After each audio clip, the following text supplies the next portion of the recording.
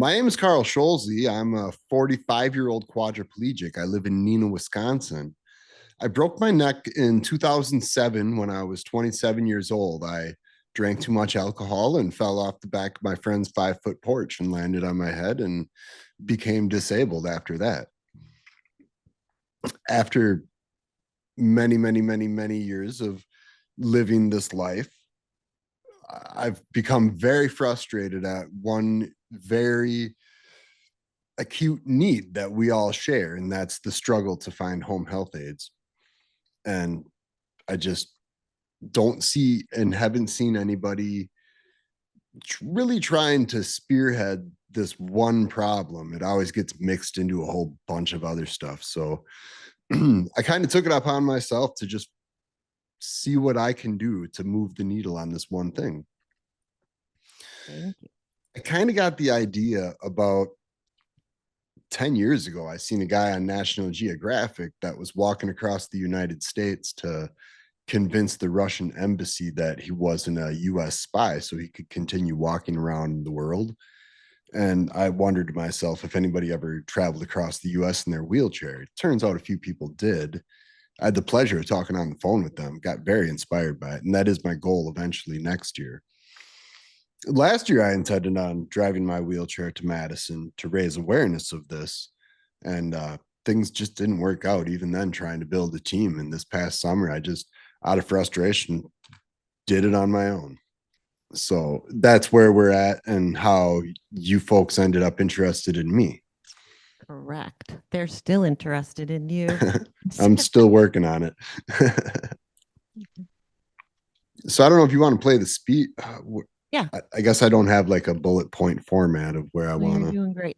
Carl's doing a longer session as part of a panel on what you can do for caregivers with me tomorrow. So we have a slide that we're gonna show what you're gonna see now is what happened when Carl made it to the Capitol. Which sounds like it was so simple when we say it that way.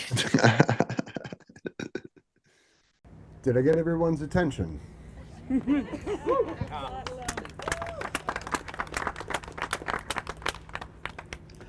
Good afternoon, fellow Wisconsinites. My name is Carl Scholze. I'm a 44-year-old quadriplegic from Neenah.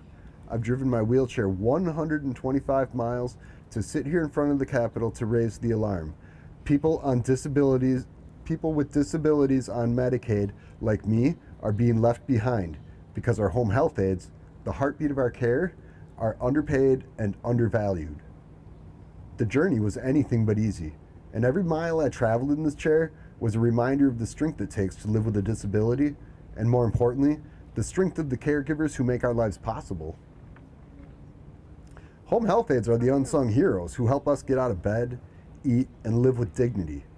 They're with us in our most vulnerable moments, yet they're paid wages that barely sustain them, sometimes as low as $12 or $15 an hour here in Wisconsin. Many leave for better paying jobs, and who could blame them? But when they leave, we're the ones left stranded. Without enough aides, people like me face a stark choice: struggle without care or lose our independence to institutions.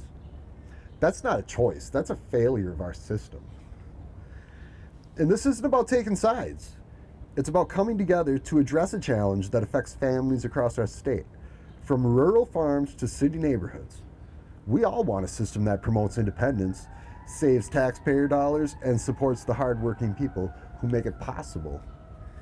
The facts show why prioritizing home care makes sense for everyone. Nationally, the median annual cost for full-time home health care service is $62,400, while a room in a semi-private nursing home is $116,000. Wow. Almost twice as much. Here in Wisconsin, expanding Medicaid coverage could lower state healthcare costs by $1.9 billion over the next 2 years, while extending services to nearly 96,000 more low-income residents. Beyond dollars, home care improves quality of life. Studies indicate it reduces hospital admissions by up to 25% and enhances medical health outcomes by allowing individuals to stay connected to their families and communities. A lot of people don't know that family caregivers shoulder 80% of long term support, and strengthening home care eases that burden while creating stable jobs in our local economies. This issue transcends party lines. It's about smart fiscal policy, strengthening our workforce, and upholding shared values like self reliance and compassion. By investing in home care, we can reduce costs, prevent unnecessary institutionalizations, and ensure dignity for all. Wisconsin has always been a place where neighbors help neighbors, and together, we can build a healthcare system that reflects that spirit. I didn't make this journey for applause. I made it because I believe Wisconsin can do better. Let's build a future where no one on Medicaid goes without care, and no home health aide has to choose between their calling and a paycheck. I'm here to demand change, and I won't rest until it happens. To our lawmakers, let's unite and increase wages for aides. Raise reimbursement rates so agencies can pay aides a living wage of $20 an hour or more, with benefits that show they're valued. Increase Medicaid funding for home health care. Increase funding for community-based programs and streamline access to services. To the public, see us, hear us. People with disabilities aren't invisible, and our caregivers shouldn't be either. Join us in pushing for a system that works for everyone. And to my fellow advocates, you guys know who you are. Keep fighting. You guys are awesome. You're awesome. Your voices matter. Your voices matter, and together we can change lives. Yeah. Thank you. Carl. Yes. There's really no way to make Carl Baker. If I get rid of the poor Marcus, you're going to tell his mom, Patty, that woman was really whiny. So, Carl, can you tell? Correct. Yes. I like the so just Carl, can you tell people about your YouTube channel in case they want to find you? My YouTube channel is Quad Carl. I generally film local paths in the Fox Valley area, and then I filmed every inch of the journey from Neenah to Madison as well. And I think there's a couple other just filming local roads in the area as well. But I try to keep it kind of just basic about that. And do you have Ramsey, you have a question? Okay. We're going to take questions from the floor, friend. Awesome. And I'm coming over to Ranch, I'll say, I didn't know Carl. Sometimes connected to In Control and Survival Coalition and the things, and Stacy's in the room from In Control, so get on the network because you'll learn things. People find you, right? So I'm just gonna, like, Carl called me one day, 2 years ago, like in 24, the summer of 24, and said, I want to drive my wheelchair and do this. And I connected him to Jason Glozier. And then Jason and I had a little bit of contact with Carl in those next 12 months, but not a lot. And then I opened my Facebook page on Sunday after the 4th of July, and Carl was on his way, right? So I think what I just like to really give him props about is that persistence, that resilience, that I'm going to figure it out. And then also just I'm done waiting, I'm just going, right? We often get in our way when we think too much about things. Ramsey. Carl, thanks for what you do. You are a piece of light. And my question is,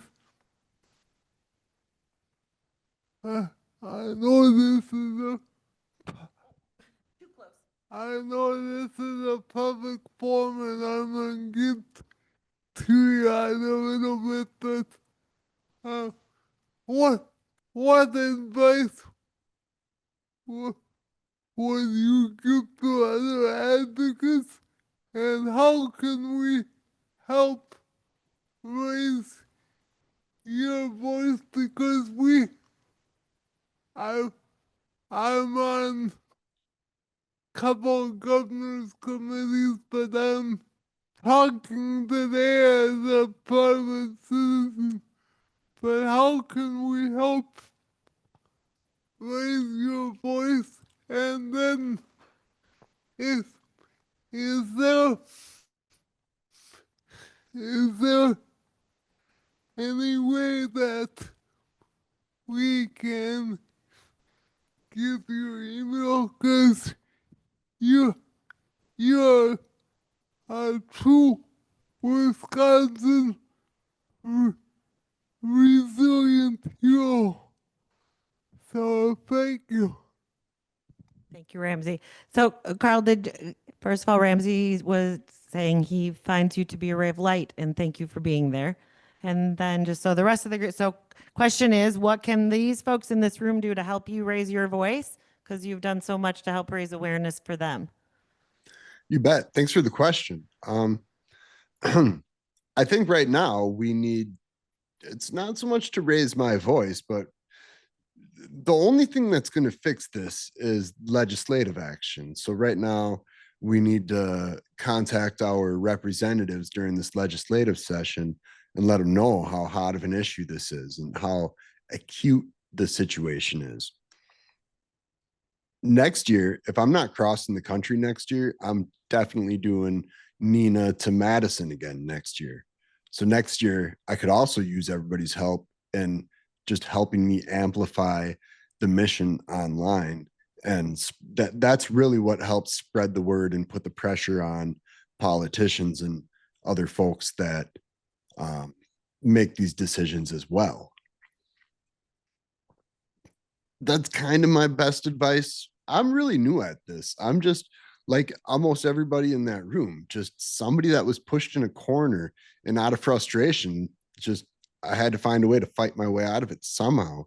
And I don't even think I'm out of it. But for everybody in that room, you're all probably going to maybe come up with some sort of creative idea of a way to kind of make some racket out there, or do a thing that is just, for me, that was my idea. Just what can you do out of the ordinary that'll turn people's heads? And then when you got their attention, when you got their ear, that's when we can plead our case. But I think, you know, we got to work together, and it's a legislative issue. Thank you. We got you back to the main screen so they can see you in all your Green Bay Packer glory and your Yay! my shirt. Well, this is my shirt. Correct. I should have made my the logo's a little too big. Carl, that again, quintessential Wisconsin, right? Yeah. Very humble in all the ways. So what we've learned so far today, there's a YouTube channel, right? Everybody can go to Quad Carl, follow him. I think what we discovered while you were coming from Neenah to Madison is you did a really great job of finding the local spots to stop and get additional coverage and attention. Can you talk to people about that a little bit? Like when you were in Racine, you and not in Racine, you were in Ripon. Where'd you go in Ripon? I knew before I even started the trip that, of course, one should stop at the Little White Schoolhouse in Ripon and make some social media videos. Lucky for me, along the way, I got the attention of some other people, and a gentleman named Simon Rosenblum, I believe is his last name, and he works with like the Bernie Coalition or something like that. And they were really excited because my trip coincided with that big brutal bill that got signed on July 4th. And Simon and the Bernie Coalition from Wisconsin, I think that's the group. They really were excited to come film me speak at the Little White Schoolhouse. So I kind of got a boost instead of having to do just a YouTube video and then hope my followers on Twitter and YouTube see it. That was thankfully another extra boost. I didn't have I don't think I had local media there that day. I did a couple days prior because I knew ahead of time, and thankfully AI was very helpful with this at helping me get the phone numbers and email addresses for all of the local media markets that I was going through along the way. And then it gave me a really nice press release that I could just copy paste to everything. It really simplified it. And you may have said this already, but did you live stream while you were traveling? I tried on the last few days. Oh man, I had so much trouble in Sun Prairie and Madison. I don't get it. About, you know, come on, this is a fun group. But I did film every inch of it and upload it on my YouTube channel.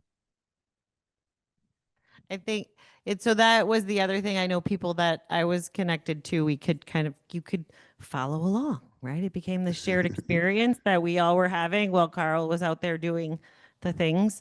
And then can you say a little bit about, because you were out with a, how did you go back home every night? What did you do at night?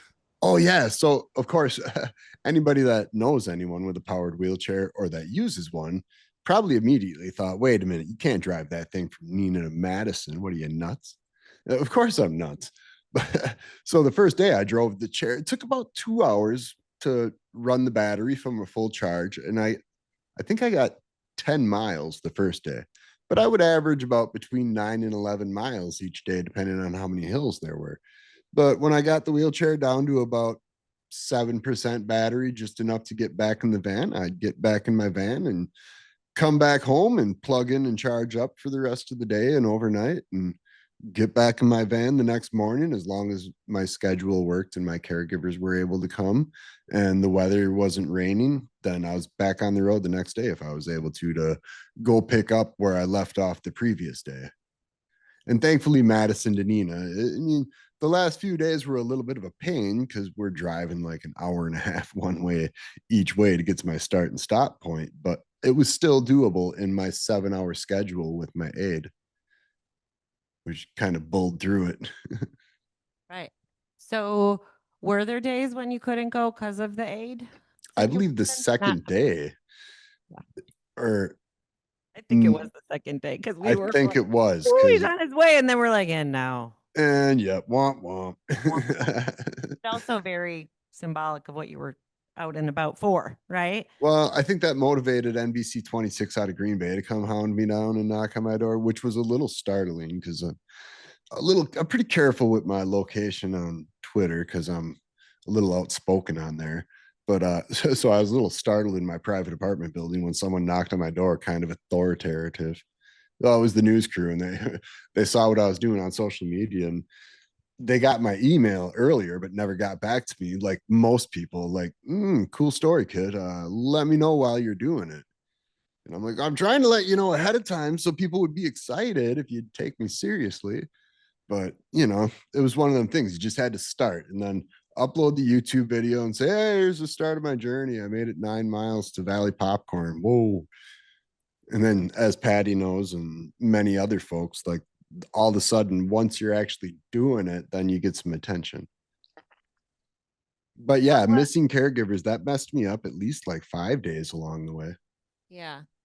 And then the other thing I'm remembering you sharing was a little bit talk about sort of the safety precautions for you, as well as, do wheelchairs go over railroad tracks easily? I probably would have made it over all of the railroad tracks except for one or two, but I am not taking that chance out in the country with me and just one aide. So I brought this stuff called Yucca board. It's like a 3/16 of an inch thick stuff that, and for anybody that rides in a wheelchair and wants to go do some adventurous things, or there's railroad tracks in town that are annoying to go over and you got somebody with you, they're really light and easy to carry with you, and they are helpful to just avoid a what if situation. As far as other safety stuff, a lot of safety stuff. For one, you don't belong driving down the side of the road in your wheelchair when there's a sidewalk there, or just kind of out on some of these state roads that I had to go down for a mile or so because it was much more direct than going 5 miles out of the way another way to stay on an empty country road. I mean, I just tried. Thankfully, Lori Palmieri hooked me up with a really sweet yellow sign to hang off the back of my chair that helped give me some more visibility that way.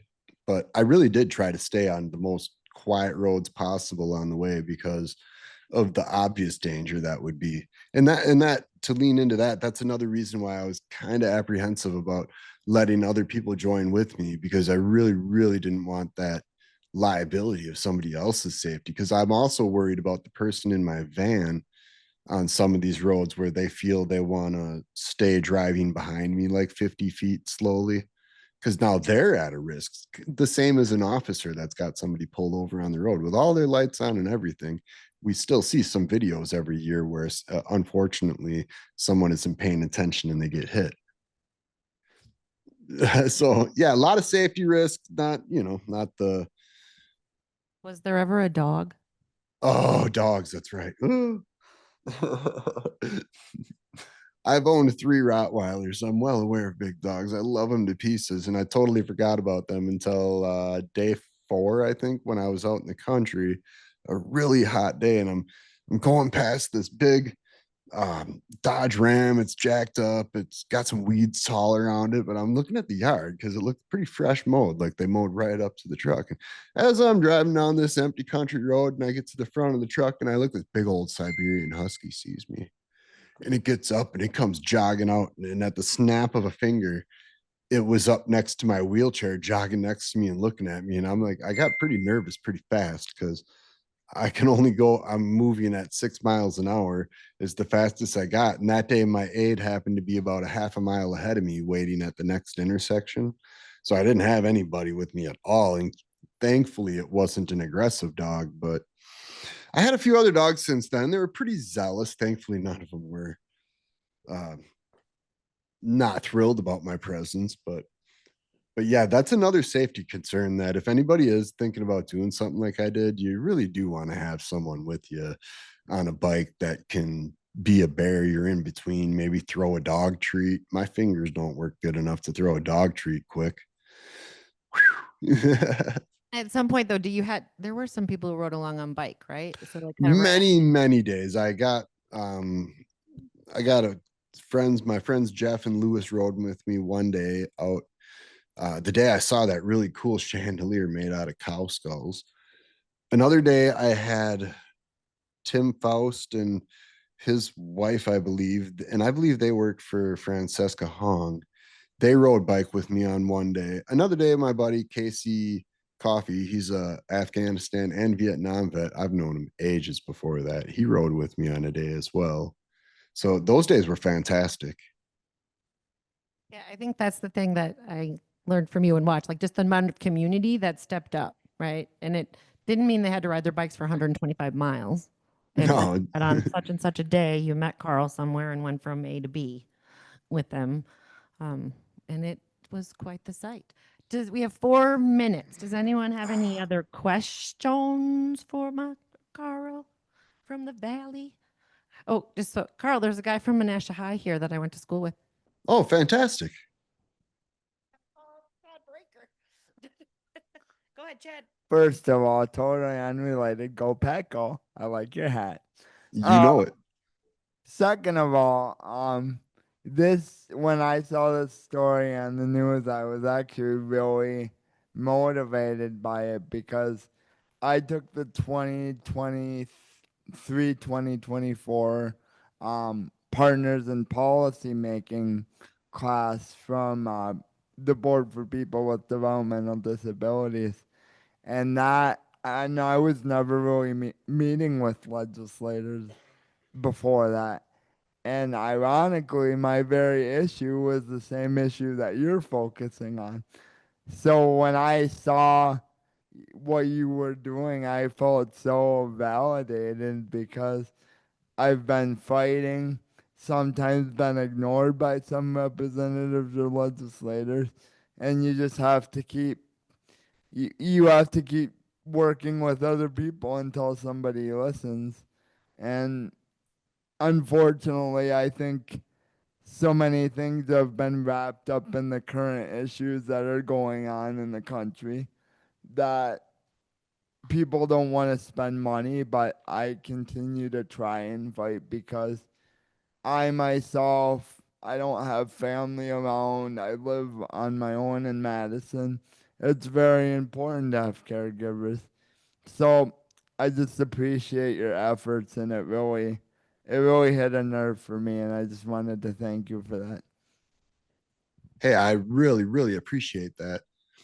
I actually just got signed up last week for the Partners in Policy Making, and I believe the first course I take is starting in November for that. And I don't know if I mentioned, I'm in considering strongly running for Winnebago County Board Supervisor as well, one of 37 seats. Yes. Just starting That- somewhere. Yeah, exactly. We all have to do the thing we can do right in front of us. Right? Exactly. So, so we got one more question while I'm walking over there. Did you share what you were hoping to do next with the group? My vacation next summer? Oh, what I'm hoping to do next is between now and April, and this is a snowball's chance in a hot furnace, build a team to cross the country from Santa Monica to Washington, D.C., and then up to Boston. It's going to take me about 4 months to do it. As I mentioned earlier, I know for sure 3 other gentlemen who have done this before, and I spoke with them on the phone. They've very motivating for me. The problem is I need 5 people to come with me. I need 1 person to bike with me, 1 person to drive our RV from campsite to campsite, and 1 person to drive my van, the leapfrog van, like I did to Madison. And you'll ask, where are the other 2 team members needed for? Well, the person in the RV and the person in the van don't really want to spend all day by themselves. So that's my goal, is to find 5 people and do this mega journey for the midterm election. You know, all the eyes are going to be on all kinds of stuff next summer, and that next summer is the time to make noise and get attention. So that's my hopes and ideas. I have a fantasy. I'll just take the summer off and I'll drive that RV. That's not going to happen. Time on try find more. Please. I know. It's like, oh my God, that'd be the most fun summer. 30 miles a day across the country. I don't know why people aren't throwing themselves at me to do this. It sounds super magical. I'm still okay. So one more question. Yeah. With everything that's going on and the cuts that are going on, how are we going to convince, and where can we also get involved with fundraisers and stuff in our communities to help ensure that the integrity of our programs stay intact? I don't assume that Medicaid can sluice all this forever. So I'm thinking of private fundraisers to kind of add to the portfolio. How does this look? I don't know nothing about that, but I think that sounds like a really good idea. To the initial part of your question, one thing I was focusing on along the way, and I am right now, is to try and compile data and find contrasting ways to present to a conservative or an independent person that it is as economic, if not more economically better for their tax dollar for us to be at home instead of an institution. Because at the end of the day, like James Carville said, it's the economy, stupid. So we want to pull on heartstrings all we want with folks. But if we're going to change things, we need, they just cut $900 billion over 10 years. If we're going to reverse that in a federal trend, even in something in this one niche topic, we got to convince and prove, and find to ourselves and know that we're promoting the truth, that it is more economical to keep us here. And then add to that the heartstring parts. Like, what do you got? No soul? Let people live with dignity. Let them have their own decisions of the environment they could live in within reason. So that's been my angle at going at this. Thank you very, very much. You did it. We did it, everybody. Good job, Marcus, the tech guy. Way to go, Carl. So Hey, thank you. Thank everybody for coming. thank you. So Carl will be participating in an in-control session that's happening tomorrow afternoon or morning, tomorrow morning, I think, at some point. Yes. So that's great. Have the best night. If anybody wants my email to contact me, feel free. Yep, I will. Awesome. Thank you. You. Have a great day, everyone.